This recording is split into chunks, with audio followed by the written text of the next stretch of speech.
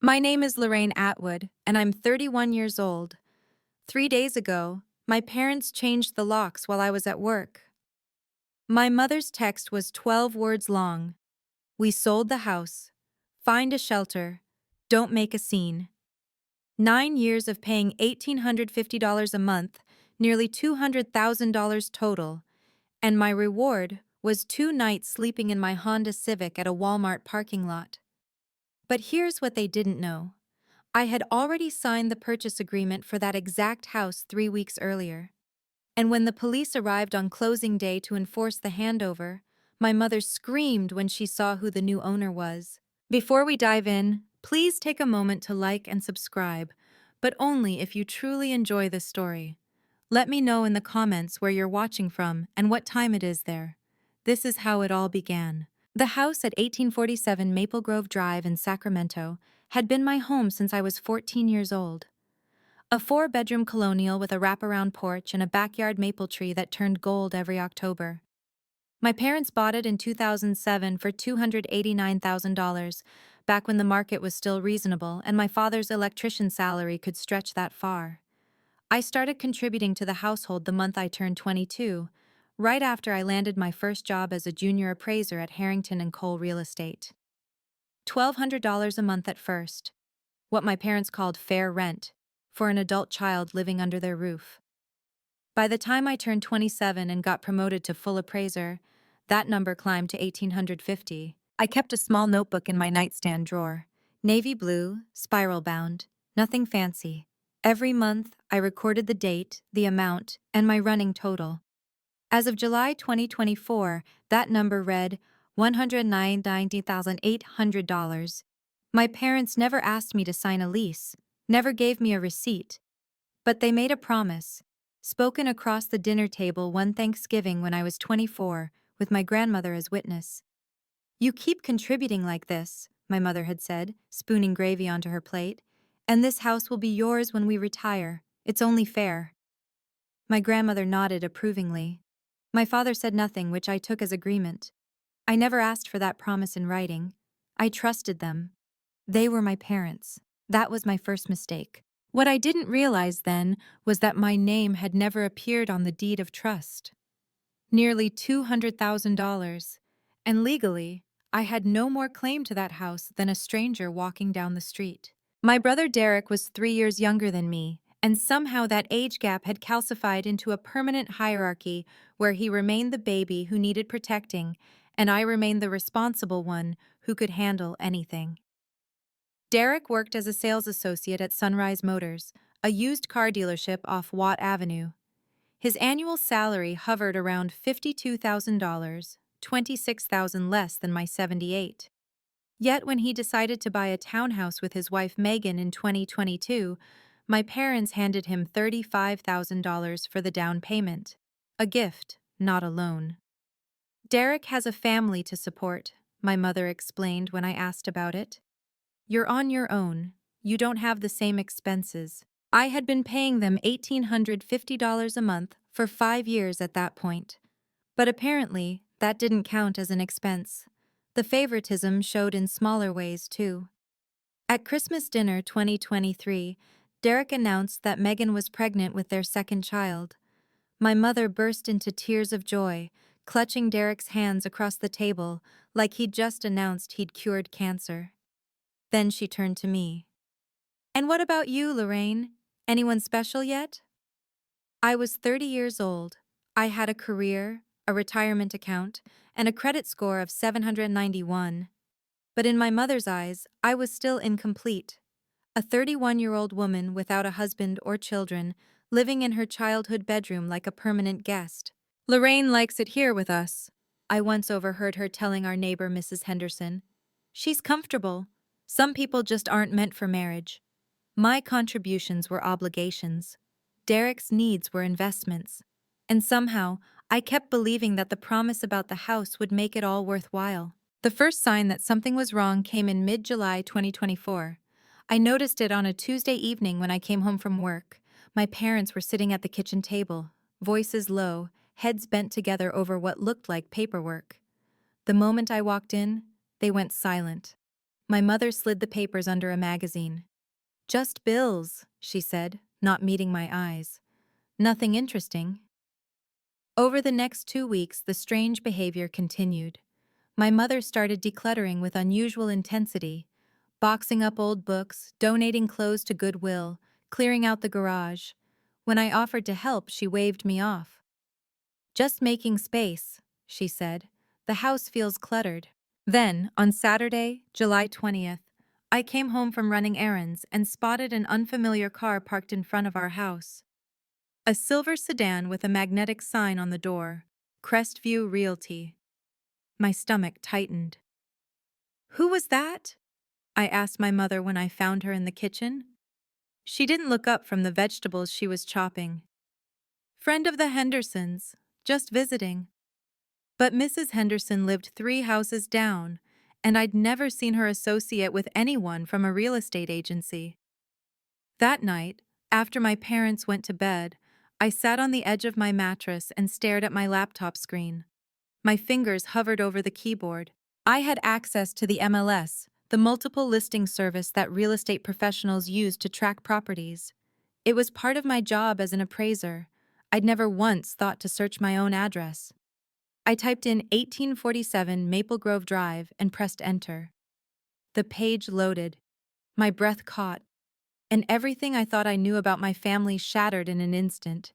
The listing stared back at me in crisp digital clarity. 1847 Maple Grove Drive, Sacramento, CA. 4 bedrooms, 2.5 bathrooms. Listing price $485,000. Status coming soon. Listed by Crestview Realty. And there, under seller information, 2 names I had known my entire life: Gerald and Patricia Atwood. The timestamp showed the listing had been created on July 18th, 2 days before I'd seen that silver sedan in our driveway. The photos were recent. I recognized the new throw pillows my mother had bought last month, the fresh paint in the hallway that my father had applied in June. They had been preparing for this, for weeks, maybe months, and they hadn't said a single word to me. I scrolled through the listing description, each phrase landing like a small blade. Charming family home. Move-in ready. Motivated sellers. Motivated sellers. That's what my parents were now. Motivated to sell the house they'd promised me, the house I'd poured nearly $200,000 into, without so much as a conversation. I sat there for 23 minutes without moving. I know because I watched the clock on my laptop tick forward, each minute a small eternity. No family meeting, no discussion about where I would go, no acknowledgement of the promise made at that Thanksgiving table 8 years ago, with my grandmother nodding along. They were selling my future out from under me, and they expected me to find out when. When the moving trucks arrived? When they handed me a cardboard box and pointed toward the door? I closed the laptop. My hands were steady, but something inside me had shifted. A tectonic plate sliding into a new position. I had 2 choices now, and only one of them was mine to make. I knew how a confrontation with my parents would go. I'd seen the pattern play out 100 times over 31 years. I would present facts. My mother would reframe them. My father would stay silent. By the end, I would somehow be the unreasonable one, the ungrateful daughter who didn't understand how hard they'd worked, how much they'd sacrificed, how Derek needed support because he had a real family. So I chose a different path. The next morning, July 22nd, I pulled up my financial records before work. My savings account at Central Valley Credit Union showed a balance of $127,000, 11 years of careful budgeting, automated transfers, and living below my means while my parents collected my rent money. I'd been pre-approved for a mortgage 6 months earlier, back when I'd briefly considered buying a condo. The approval letter was still valid, $380,000 at 6.2% interest. $127,000 plus $380,000 equaled $507,000. More than enough to cover the asking price and closing costs. At 9:15 that morning, I walked into Marcus Webb's office. Marcus was a colleague at Harrington and Cole, 34 years old, meticulous, and known for his discretion. We'd worked together on dozens of transactions. "I need you to represent me as a buyer," I said, closing his office door behind me. "The property is 1847 Maple Grove Drive, and I need my identity kept confidential until closing." Marcus raised an eyebrow. He knew that address. Everyone in the office had heard me mention my parents' house at some point. "I'm not going to ask why," he said slowly, "but I'll need you to sign a confidentiality addendum. Whatever it takes." He studied my face for a long moment. Then he nodded. "I'll draft the offer tonight. Full asking price?" "Full asking price." The hardest part wasn't the deception. It was the normalcy. For the next week, I continued living in that house like nothing had changed. I ate dinner with my parents. I helped my father carry groceries in from the car. I listened to my mother complain about the neighbor's dog barking at night. And I said nothing. On Sunday, July 28th, we sat around the kitchen table eating pot roast. My mother had made it the way she always did. Overcooked, underseasoned, but served with the expectation of compliments. "You've been working late a lot," she observed, not quite looking at me. "Busy season," I said. "The market's been crazy," my father added, reaching for the salt. "Houses selling fast." I almost laughed. Almost. "Speaking of which," my mother continued, "I've been thinking we should clean out the garage this weekend. Get rid of some of your old things from high school." "My old things?" "Yearbooks, trophies, that sort of stuff. You don't need them taking up space." Taking up space. That's what I was to them now. Clutter to be cleared out before the new owners arrived. "Sure," I said.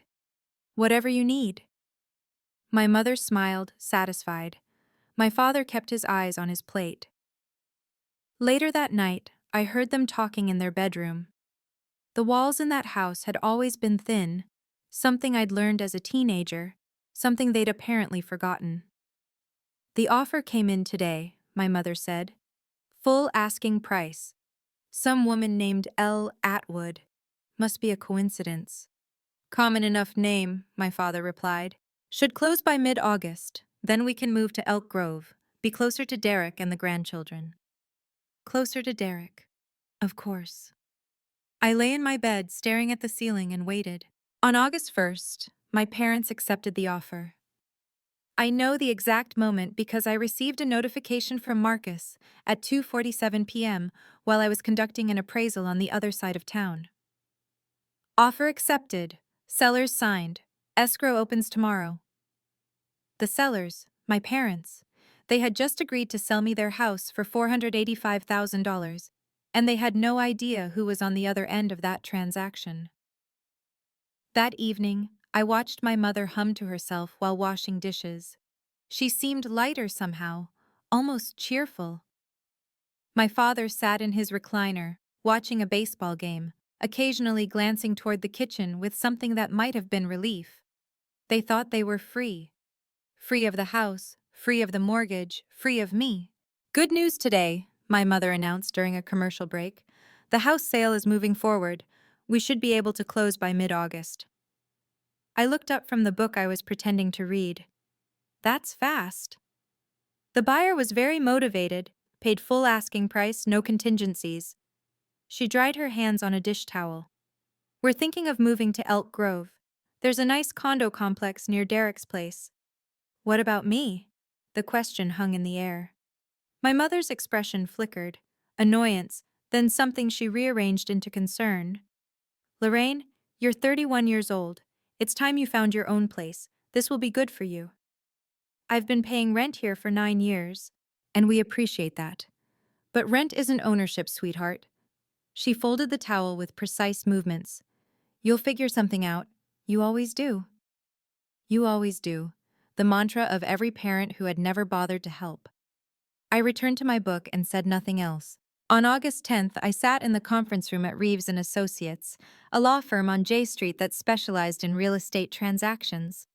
Across the table, Janet Reeves spread a stack of documents in front of me with the practiced efficiency of someone who had done this thousands of times. Janet was 52 years old, with silver-streaked hair and reading glasses that she wore on a chain around her neck. 23 years in real estate law had given her a particular kind of calm, the kind that came from having seen every possible complication and knowing exactly how to handle each one. "This is the final settlement statement," she said, sliding a paper toward me. "Purchase price of $485,000. Your down payment of $127,000, plus the mortgage amount of $358,000 from Central Valley Credit Union. Closing cost total $14,550. I signed where she indicated, page after page, my hand steady, my signature consistent. "The deed will transfer on August 16th, Janet continued. "You'll be the legal owner as of that date. The sellers have agreed to vacate by August 17th at 10 a.m. "And if they don't vacate?" Janet looked at me over her glasses. "Then we involve law enforcement. Section 7.2 of the purchase agreement requires the property to be delivered in vacant condition. If they breach that clause, they're liable for $150 per day plus any legal fees we incur." I nodded. I had read that clause 3 times already. I had highlighted it in yellow. "One more thing," Janet said. "Do you want me to notify the sellers about your identity before closing?" I thought about my mother's face, the way she'd said, "Rent isn't ownership, sweetheart." "No," I said. "They'll find out when they need to find out." Janet's expression didn't change, but I caught something in her eyes, understanding perhaps, or approval. "Then we're done here. Congratulations, Ms. Atwood." That night, I sat on my bed with a copy of the purchase agreement spread across my lap. The document was 37 pages long, filled with legal language and numbered clauses that most buyers probably skimmed. But I wasn't most buyers. I was an appraiser who had reviewed hundreds of these contracts, and I knew exactly which sections mattered. Section 7.2 was on page 19. Seller agrees to deliver the property in vacant condition on or before the closing date. Personal property, debris, and all occupants shall be removed prior to the final walkthrough. Failure to comply shall result in a penalty of $150 per day of delay, plus reasonable attorney's fees and costs incurred by buyer to enforce this provision. My parents had signed this clause. Their signatures were right there at the bottom of page 37, Gerald Atwood and Patricia Atwood, dated August 5th, 2024. They had agreed, in writing, to leave the house empty by August 17th. They had agreed to penalties if they didn't. I took a photo of the page with my phone. Then I folded the document and placed it in the fireproof lockbox I kept in my closet, alongside my passport, my birth certificate, and the navy blue notebook with 9 years of rent payments recorded in my careful handwriting. Marcus had texted me earlier that day. "Everything on track. Sellers seem eager to close. No issues anticipated." No issues anticipated. Because my parents thought they were selling to a stranger. They thought they could pocket the money, move to Elk Grove, and leave me to figure out my own life. They had no idea that the stranger was sleeping in the bedroom down the hall. I turned off my lamp and lay in the darkness, counting the days until August 17th. 7 more days. On August 16th, my phone buzzed at 3:42 p.m. It was Janet Reeves. "The deed has been recorded. Sacramento County Recorder's Office. Document number 2024-000874432. You are now the legal owner of 1847 Maple Grove Drive." I was sitting in my car in the parking lot of a strip mall, having just finished an appraisal on a duplex 3 miles away. For a long moment, I didn't move. I just stared at the message, reading it twice, 3 times, until the words stopped looking like words and became something more like a key. I owned the house my parents had promised me, the house I had paid nearly $200,000 toward. The house they had tried to sell out from under me without a word of warning. It was mine now, legally, officially, recorded in the county archives where no one could dispute it. I drove to Janet's office and picked up 3 certified copies of the deed of trust. The paper was heavy, official, stamped with the county seal. My name was printed in clear black letters. Lorraine Marie Atwood. Keep one in your car, Janet advised. One with me for safekeeping, and one on your person tomorrow. You never know what kind of resistance you might encounter. You think there'll be resistance? Janet's expression was carefully neutral. In my experience, sellers who don't know they're selling to a family member tend to react unpredictably. I tucked one copy into my glove compartment, handed one to Janet, and slipped the third into my work bag. Tomorrow was August 17th, closing day, the day my parents were supposed to hand over the keys to the new owner, the day they would discover exactly who that new owner was. But my parents had one more surprise for me first. On Wednesday, August 14th, I left work at my usual time, 6:30 p.m., and drove home through the Sacramento traffic, thinking about nothing more complicated than what I might heat up for dinner. I pulled into the driveway at 6:47 p.m. The house looked the same as always, porch light on, curtains drawn, my father's truck in the garage. I walked to the front door, pulled out my key, and slid it into the lock. It didn't fit. I tried again, thinking maybe I'd grabbed the wrong key somehow. But no. This was the same brass key I'd used for 17 years, the one with the small scratch near the top that I'd made when I dropped it on the sidewalk in 2019. The lock had been changed. I stood there for a moment processing. Then I knocked. No answer. I knocked again, harder. "Mom, Dad? The door's not opening." Silence. I pulled out my phone and called my mother. It rang 4 times and went to voicemail. I called my father. Same result. At 7:12 p.m., a text message arrived from my mother's number.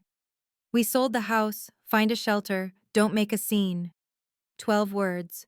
No explanation, no apology, no acknowledgement of the 9 years I had spent contributing to their mortgage, the nearly $200,000 I had handed over, the promise they had made at that Thanksgiving table. Just find a shelter. I looked through the narrow window beside the door. Through the gap in the curtains, I could see Derek's car in the garage, parked next to my father's truck. They were all inside. My parents, my brother, probably his wife, and they had chosen not to open the door. I didn't cry. I didn't scream. I didn't pound on the door and demand to be let in. I got back in my car and drove. The Walmart on Florin Road had a large parking lot that stayed lit all night. I'd read somewhere that they generally tolerated people sleeping in their cars as long as you parked in the back and didn't cause trouble. That first night, I reclined my driver's seat as far as it would go and stared at the ceiling of my Honda Civic. The fabric was gray, slightly stained near the sunroof from a coffee spill I'd never properly cleaned. I memorized every imperfection. I didn't call friends. I was too ashamed to explain what had happened. I didn't call the police because legally, my name wasn't on the deed. My parents had every right to change the locks on their own property. Their property. After everything I had given them. On the second night, I bought a sleeping bag from the Walmart, $34.99, navy blue, rated for temperatures down to 40 degrees. I ate a turkey sandwich from Subway and watched families walk past my car, pushing shopping carts, living their normal lives. At 9:15 p.m., I texted Janet Reeves. "I've been locked out of the house, but closing is still on for the 17th. Her reply came 3 minutes later. "Understood. I'll have Officer Moreno and Officer Collins meet us there at 9:30 a.m. Bring the deed." I set my phone alarm for 6 o'clock a.m. 47 hours. That's how long I had to wait. I could survive 47 hours. I had survived 31 years of being invisible in my own family. 2 nights in a parking lot was nothing compared to that. The third day would change everything. Saturday, August 17th. I woke at 5:58 a.m., 2 minutes before my alarm. My neck ached from sleeping at an angle, and my clothes smelled like the inside of a car. But I had planned for this. My gym bag was in the trunk. I always kept it there for the occasional lunchtime workout. By 6:30 a.m., I was showered and changed at the Planet Fitness on Freeport Boulevard, using the membership I'd maintained for 3 years at $25 a month. I dried my hair under the hand dryer, applied minimal makeup in the mirror, and dressed in the clothes I'd packed: a charcoal gray blazer, black slacks, and a white blouse. Professional, composed, ready. At 8:45 a.m., I met Janet Reeves at a coffee shop 2 blocks from Maple Grove Drive. She was already seated at a corner table, a manila folder in front of her. "How are you holding up?" she asked. "I'm fine." She studied my face for a moment, then nodded. "I have everything we need: certified copy of the deed, the purchase agreement with Section 7.2 highlighted, and the wire transfer confirmation from Central Valley Credit Union showing the funds were received by the sellers on August 16th. They already have the money? $485,000 deposited yesterday afternoon." Janet slid a printout across the table. "If they claim the sale isn't complete, this proves otherwise." At 9:30 a.m., we pulled up to 1847 Maple Grove Drive. A Sacramento Police Department cruiser was already parked at the curb. 2 officers stood beside it: Officer Daniel Moreno, mid-30s with a calm demeanor, and Officer Sarah Collins, younger, with a notebook in her hand. My parents' cars were still in the driveway. They hadn't left. I took a breath and stepped out of my car. The 4 of us walked up the path I had walked thousands of times before, past the azalea bushes my mother had planted when I was 16, past the mailbox with the hand-painted numbers my father had stenciled one summer afternoon. Officer Moreno knocked on the door. 3 firm raps. Silence. He knocked again. "Sacramento Police Department. We're here regarding a property transfer. Please open the door." I heard movement inside. Footsteps. A muffled voice. The door opened 6 inches and my mother's face appeared in the gap. Her expression shifted from irritation to confusion when she saw the officers. "What is this about? We haven't called the police." "Ma'am, we're here to facilitate a property handover," Officer Moreno said. "The new owner has requested our presence for the final walkthrough." My mother's eyes narrowed. "The new owner? We haven't even met them. The closing just happened yesterday." "The closing is complete, ma'am. The deed has been transferred." "That's impossible. We were told we had until the end of the month to move out." Janet stepped forward, her voice calm and professional. "Mrs. Atwood, I'm Janet Reeves, attorney for the buyer. According to Section 7.2 of the purchase agreement, which you signed on August 5th, you agreed to deliver the property in vacant condition by 10 a.m. today." My mother's face flushed. "I don't know what you're talking about. Our agent said—" "Your agent may have given you incorrect information, but the contract is clear." Janet held up the highlighted document. "You signed it, both you and your husband." My mother's eyes darted to the papers, then to the officers, then past them to the street where Mrs. Henderson and 2 other neighbors had stopped to watch. "Who is this buyer?" she demanded. "I want to see them." This is the moment everything changed. If you're following along and want to know what happened when my mother finally saw my face, hit that like button and drop a comment telling me, what do you think her reaction was? Shock? Anger? Denial? I'd love to hear your predictions. Now, let's get back to the story. Janet reached into her folder and produced a printout, the wire transfer confirmation from Central Valley Credit Union. "Mrs. Atwood, this document confirms that $485,000 was deposited into your joint account with Mr. Atwood yesterday, August 16th, at 2:34 p.m. She held it up so my mother could see the bank's letterhead, the transaction number, the amount in bold black figures. "The sale is complete. The funds have been received. The deed has been recorded with Sacramento County." My mother's mouth opened, then closed. For the first time in my life, I saw her at a loss for words. I haven't checked our account. Gerald." She turned back into the house. "Gerald, come here." My father appeared behind her, his face pale. He looked older than I remembered, older than he had looked just 3 days ago, when I'd last seen him through the window. "What's going on?" he asked. "They're saying the house is sold, that the money's already in our account." "It is," Janet confirmed. "The transaction closed yesterday. You are no longer the legal owners of this property. Officer Moreno cleared his throat. Sir, ma'am, I need to ask, is the property currently vacant as required by your sales agreement? My father looked at my mother. My mother looked at the floor. We need more time, she said. We weren't expecting this so soon. The contract specifies today at 10 a.m., Janet said. It's now 10:07, you're already in breach. Silence stretched across the porch. The August sun beat down. Mrs. Henderson had moved closer, standing at the edge of our lawn with her hand shading her eyes. Who bought our house? My father asked quietly. Who is this person? Officer Moreno turned toward me.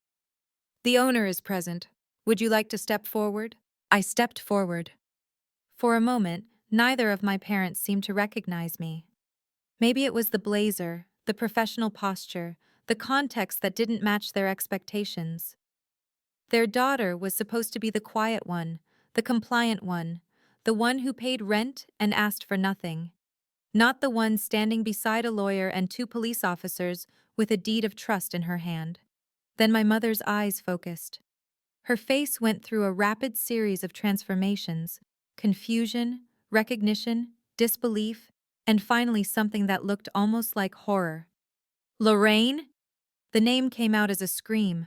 Not anger, not yet. Just pure, unfiltered shock. My father stumbled backward a step. What? How? I'm the buyer, I said. My voice was steady. I had practiced this moment in my head 100 times over the past 3 weeks. I purchased this property through Harrington and Cole Real Estate. The deed was transferred to my name yesterday.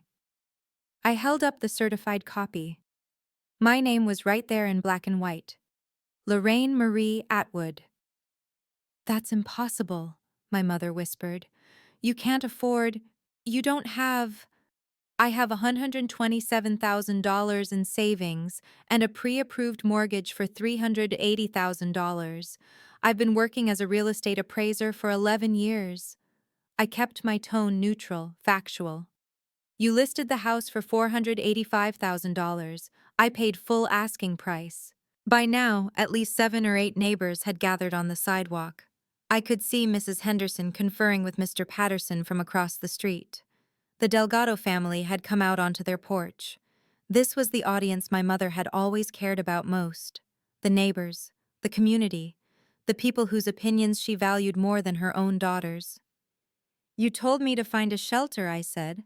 I found something better. My mother's face turned a shade of red I had never seen before. This is some kind of trick, she sputtered. You went behind our backs. You deceived us. I made an offer on a property that was publicly listed for sale, I said, through a licensed real estate agent, following all legal procedures. There was no deception. You knew we didn't know it was you. You didn't ask who the buyer was. You just took the money. My mother opened her mouth to respond, but Mrs. Henderson's voice cut across the lawn. Patricia? The older woman had moved closer, her expression a mixture of concern and something else, something that looked uncomfortably like judgment. Patricia, did you really lock Lorraine out of the house? My mother spun toward her. This is a family matter, Helen. It doesn't concern you. I saw her car at the Walmart on Florin 2 nights ago, Mrs. Henderson continued, undeterred. I thought her car had broken down. I almost stopped to check on her. She looked at me. You were sleeping there, weren't you? I nodded. 2 nights. A murmur rippled through the gathered neighbors. I heard fragments. Her own daughter. 2 nights in a car. After all those years. My mother's composure cracked. She looked around at the faces watching her. People she had known for 17 years. People she had hosted at holiday parties. People whose good opinion she had cultivated with careful attention. And they were all looking at her like they didn't recognize her. You don't understand, she said, her voice rising. She was supposed to move out anyway. We were doing her a favor. She stopped. Whatever she saw in those faces made her stop. Then she turned and retreated into the house, slamming the door behind her. The slam echoed across the quiet street. Officer Moreno exchanged a glance with Officer Collins, then stepped forward and knocked on the door again. Mr. and Mrs. Atwood, I need to remind you that this property now legally belongs to Ms. Lorraine Atwood. Remaining here without her permission constitutes trespassing. The door opened again. This time my father stood there alone. He looked defeated, his shoulders slumped, his eyes fixed somewhere around my feet. "We need time to pack," he said quietly. "How much of your belongings are still inside?" Officer Moreno asked. "Most of it. We were going to hire movers next week." Janet stepped forward. "Under Section 7.2 of the purchase agreement, you were required to vacate by 10 a.m. today. You're currently in breach. However, my client is willing to offer a reasonable accommodation." She looked at me. "Ms. Atwood?" I had thought about this moment. I had imagined being cold, clinical, demanding they leave immediately. Part of me wanted that satisfaction. But I wasn't them. "You have until 2 p.m., I said. 4 hours to remove your personal belongings. After that, I'll be changing the locks." My father nodded without looking up. "Thank you." The words landed strangely. He had never thanked me for the 9 years of rent, never thanked me for helping with groceries, or repairs, or the countless small contributions I had made to their household. But he thanked me for 4 hours of grace. "Officer Moreno? Officer Collins?" Janet said. "Would you be able to remain in the area until 2 p.m., just to ensure the transition goes smoothly?" "We'll do periodic drive-bys," Officer Moreno confirmed. "Call us if there are any issues." My father retreated inside. The door closed, gently this time. The countdown had begun. By 11:30 a.m., my parents had begun loading boxes into their cars. I sat on the porch steps of the house I now owned, watching them carry out pieces of my childhood. The recliner my father had fallen asleep in every Sunday. The kitchen table where I had done homework for 12 years. The framed photographs that had never included a picture of me alone, only group shots where I stood at the edge, half cropped out. A silver pickup truck screeched to a halt at the curb. "Derek." He stormed up the walkway, his face contorted with fury. "What the hell do you think you're doing?" I didn't stand. "I'm waiting for the previous owners to vacate my property." "Your property?" He stopped 3 feet from me, fists clenched. "This is Mom and Dad's house. You had no right." "They listed it for sale. I bought it. That's how real estate works." "You knew they didn't know it was you. You tricked them." "I made a legal offer through a licensed agent. They accepted. They received $485,000. I kept my voice level. "No one was tricked. They just didn't bother to ask who the buyer was." Derek's jaw worked. "You know they were planning to use that money for retirement. Now you've ruined everything." "They still have the money, Derek. Every penny. The only thing that's changed is who owns the house." "You're tearing this family apart." I looked at him, my younger brother, the golden child, the one who had received $35,000 for his down payment while I scraped together rent money month after month. "I paid $199,800 in rent over 9 years, I said quietly. "How much did you contribute?" His mouth opened, closed. No answer came. "That's what I thought." At 12:45 p.m., my mother emerged from the house. She had composed herself, fresh lipstick, hair smoothed, the mask of respectability back in place. But her eyes were red-rimmed, and her hands trembled slightly as she approached me. "Lorraine." Her voice was softer now, almost conciliatory. "Can we talk? Just the two of us?" I didn't move from the porch steps. "We can talk here." She glanced toward the neighbors still lingering on the sidewalk, then lowered her voice. "I was thinking, maybe we could work something out. You let us stay for a few more weeks while we find a place and we'll pay you rent, fair market rate. You locked me out 3 days ago and told me to find a shelter." "That was a misunderstanding. I didn't think you'd actually—" She stopped, recalibrating. "I didn't realize you had nowhere to go. I assumed you'd stay with friends." "You didn't ask. You didn't care." That's not true. I've always cared about you, Lorraine. You're my daughter. I looked at her, really looked at her, for the first time in years. The careful makeup, the practiced expressions, the way she could reshape any narrative to make herself the victim. Mom, you told the neighbors I lived here because I liked it. You said I wasn't meant for marriage. You gave Derek $35,000 and told me my rent wasn't ownership. I stood up finally and met her eyes. You don't get to rewrite this. You're humiliating me in front of everyone. No, I'm enforcing a legal contract that you signed. The humiliation is a consequence of your own choices. Her face hardened. You'll regret this. Family is all you have in the end. Then I guess I don't have much, I said, because I never really had a family. At 1:58 p.m., my father carried the last box to his truck. He moved slowly, deliberately, like a man walking through water. My mother sat in the passenger seat of their sedan, staring straight ahead, refusing to look at the house or at me. Derek had left an hour earlier, peeling away from the curb with a screech of tires and a middle finger extended through his window. Classy to the end. My father paused at the bottom of the porch steps. For a moment, I thought he might say something. An apology, an explanation, anything that might acknowledge the weight of what had happened. Instead, he just looked at me. His eyes were wet. I'm sorry, he said. So quietly, I almost missed it. Then he turned and walked to his truck. I watched them drive away, the sedan first, then the truck, until they disappeared around the corner of Maple Grove Drive.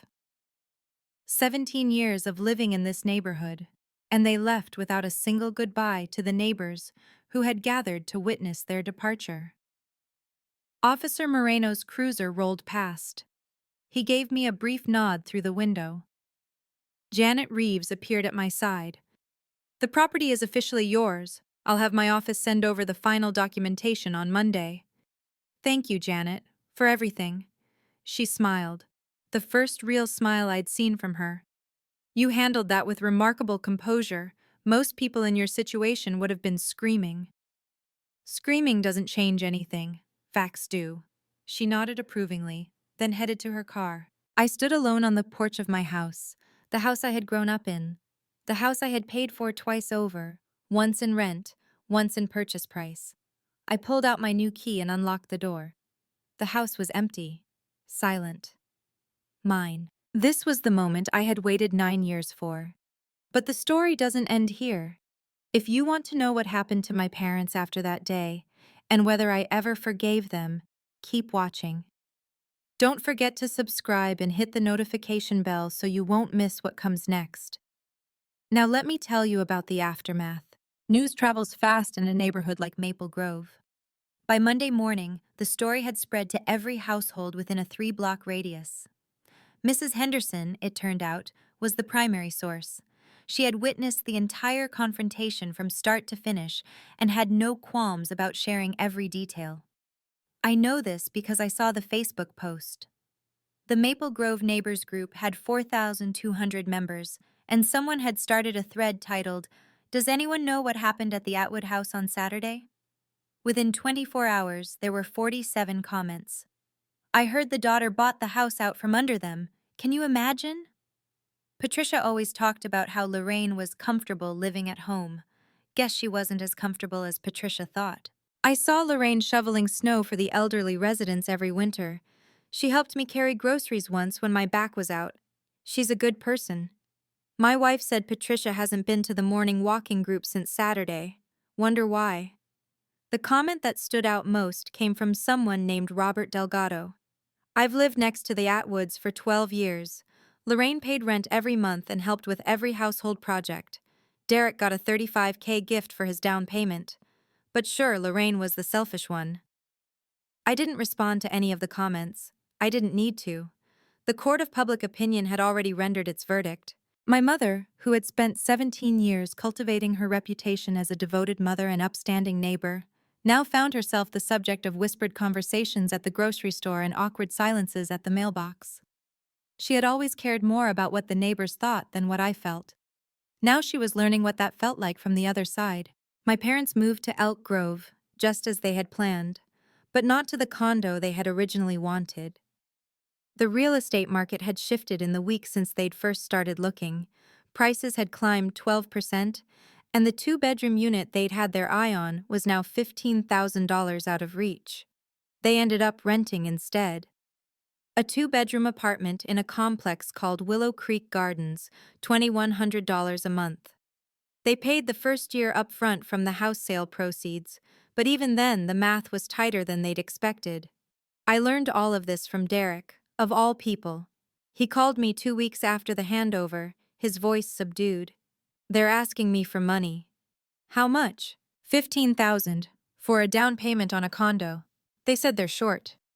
I let the silence stretch. "I gave it to them," Derek continued. "I didn't really have a choice. They're my parents." "They gave you 35,000 for your down payment," I reminded him. "Now you're giving them 15. Interesting how that works." "That's different." "Is it?" More silence. Then, "I didn't know you slept in your car. Mom never told me that part." "Would it have mattered?" He didn't answer. "Derek, I'm not looking for an apology from you, but I need you to understand something. For 9 years, I contributed to that household while being treated like a tenant. You were treated like an investment. That wasn't my choice, it was theirs." "I know," he said quietly. "I'm starting to see that now." It wasn't an apology, but it was something. The dynamic had shifted. Derek was no longer the golden child receiving gifts. He was the one writing checks. Funny how quickly things can change. The letter arrived 3 weeks after closing day. It was handwritten on plain white paper, folded into a business envelope with my name and address printed in my father's careful block letters. No return address, but I recognized the handwriting immediately. I opened it standing at my kitchen counter, my kitchen now, in my house, and read it twice before setting it down. "Dear Lorraine, I've started this letter 6 times and thrown away every version. There's no good way to say what I need to say, so I'll just say it. I'm sorry. I'm sorry I didn't protect you. I'm sorry I let your mother make decisions that hurt you, and I'm sorry I stayed silent when I should have spoken up. I've been staying silent your whole life, and I told myself it was to keep the peace. But peace isn't worth much when it comes at your expense. I don't expect you to forgive me. I'm not sure I deserve it. But I wanted you to know that I see what happened. I see what we did, and I carry that with me every day. Your mother doesn't understand yet. Maybe she never will. But I do. I hope you're happy in the house. You earned it, more than earned it. Love, Dad." I read it a third time. Then I folded it carefully and placed it in my nightstand drawer, the same drawer where I used to keep the navy blue notebook with 9 years of rent payments. I didn't write back. Not yet. But I didn't throw the letter away either. Some doors, once closed, can never be reopened. But some can be left slightly ajar, waiting to see what comes through. My father had taken the first step. Whether there would be a second remained to be seen. 1 month after I took possession of the house, I sat down at my laptop and composed an email. It took me 3 hours to write 4 paragraphs. I revised each sentence until the words felt right. Not angry, not pleading, just clear. To Gerald Atwood, Patricia Atwood, Derek Atwood. Subject: moving forward. I've had time to process what happened. I've also had time to think about what kind of relationship, if any, I want with each of you going forward.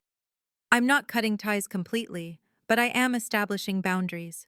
If we're going to have any kind of relationship in the future, I need certain things to change.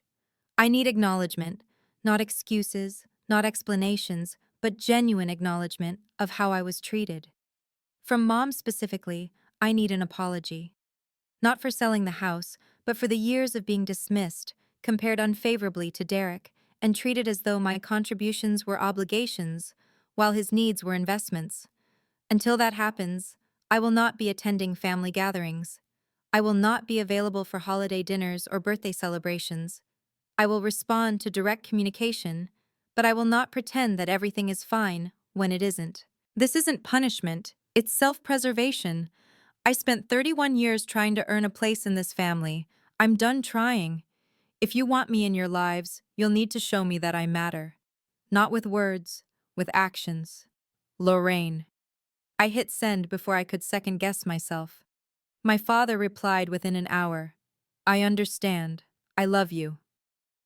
Derek replied the next day. Can I have your new phone number? I'd like to talk sometime. My mother didn't reply at all. I wasn't surprised, but I also wasn't hurt. I had said what I needed to say. The rest was up to them. 3 months later, the house felt like mine. I repainted the living room a soft sage green, a color my mother had vetoed when I'd suggested it years ago. I hung artwork I actually liked, instead of the generic landscapes that had decorated the walls my entire childhood. I adopted a gray tabby cat from the Sacramento SPCA and named her Maple, after the street. Work was going well. In October, I was promoted to senior appraiser with a salary increase to $92,000 a year. My supervisor cited my exceptional attention to detail and professional demeanor under pressure. I didn't tell her about the pressure I'd faced in August. I started seeing a therapist, Dr. Caroline Webb, no relation to Marcus, every other Tuesday at 6 p.m.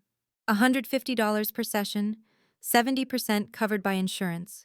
It was the best investment I'd ever made. You're not selfish, Dr. Webb told me during our third session.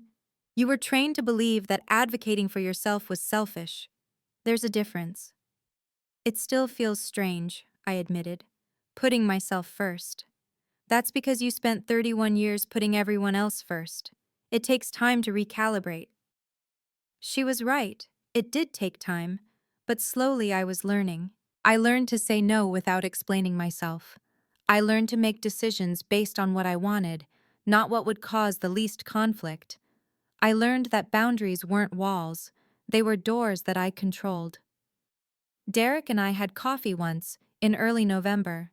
It was awkward and stilted, but it was something. He was starting to see our parents more clearly now that he was the one they leaned on. I'm sorry, he said, unprompted, as we were leaving. It wasn't enough, but it was a start. It was a Sunday afternoon in late November when I finally understood what I had gained. I was sitting on my front porch, my porch, watching the maple tree drop its last golden leaves onto the lawn. Maple the cat was curled in my lap, purring. The air smelled like autumn and wood smoke from someone's fireplace down the street. Mrs. Henderson walked by with her morning coffee, as she did every day. She waved. House looks beautiful, Lorraine. You've really made it your own. Thank you, Mrs. Henderson. She smiled and continued on her way. I thought about the past 3 months, about the 2 nights in my car, about my mother's scream when she saw my face, about my father's letter, still tucked in my nightstand drawer, about Derek's awkward apology over coffee. I thought about the $199,800 I had paid in rent, and the $485,000 I had paid to buy the house, and the years I had spent believing that if I just gave enough, sacrificed enough, contributed enough, my family would finally see my value. They never did. Not until I stopped asking for their approval and started claiming what was mine. I don't hate my parents. Hate takes too much energy, and I've already given them enough of that. But I also don't pretend anymore. I don't minimize what happened to keep the peace. I don't sacrifice my well-being for their comfort. I have a house, I have a career, I have a cat named after a tree. And I have something I never had before, the knowledge that I am enough, exactly as I am, whether my family acknowledges it or not. Sometimes the only way to find your place in a family is to stop looking for it and build your own instead. Thank you for staying with me through this story. Now I want to ask you, if you were in my position, would you forgive your parents, or would you walk away completely? Drop your answer in the comments. I read every single one. And if this story resonated with you, please like, subscribe, and hit that notification bell. Your support means everything. I'll see you in the next story.